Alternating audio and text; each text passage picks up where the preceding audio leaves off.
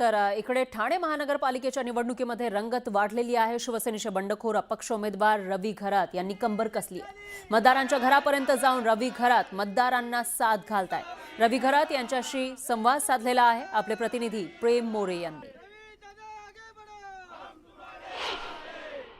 अतिशय चांगला प्रतिसाद दिलेला आहे। माझ्या लाडका भाऊ, मला त्या बहिणींनी माझ्या लाडक्या भावाला आशीर्वाद दिलेला आहे आणि माझ्या माता बहिणींनी मला मुलगा म्हणून मला आशीर्वाद दिलेला आहे।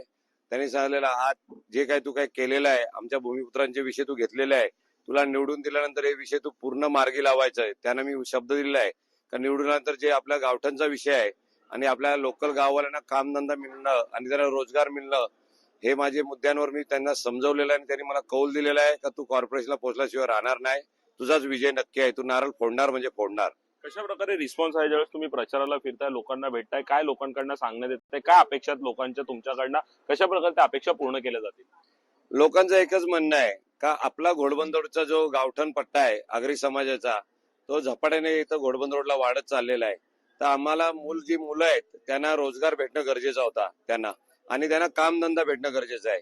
प्लस आमच्या गावठणमध्ये सर्वांना जो प्रॉब्लेम येतो तो घराचा प्रॉब्लेम येतो, कारण पिढी वाढत चाललेली आहे घरामध्ये। आणि जेव्हा आम्ही गावठणमध्ये घरं बांधतो, 1 मजला 2 मजला 3 मजला 4 मजला, फॅमिली वाढल्यानंतर आम्हाला घर मोठा करायची वेळ येते एखादा टायमाला, तेव्हा आम्हाला जो त्रास होतो, त्याच्यामुळे गावठणचे सीमांकन करणं खूप मोठा गरजेचा विषय आहे आणि त्याच्यामध्ये आम्हाला 4 एफएसआय भेटणं गरजेचं आहे। कारण आमच्याकडे कस्टर्ड सारखं योजना होऊ शकत नाही, कारण इंडिव्हिज्युअल सर्वांचे बंगले आहेत। बंगल्यात प्रत्येक भावाचे एका फॅमिलीत 3-3 भाऊ 4-4 भाऊ आहेत, तर आम्हाला 3-4 मजले बांधणं गरजेचं होतात फॅमिली वाढल्या कारणास्तव। आणि लोकांनी एकच सांगितलेलं आहे का रवी, आज जे काय तू काय तुझा पाऊल उचललेला आहे चांगली गोष्ट आहे, अपक्ष आहे। आज मला शून्यातून ईश्वर तयार करायचा आहे, कारण एक मत माझ्यासाठी महत्वाचं आहे।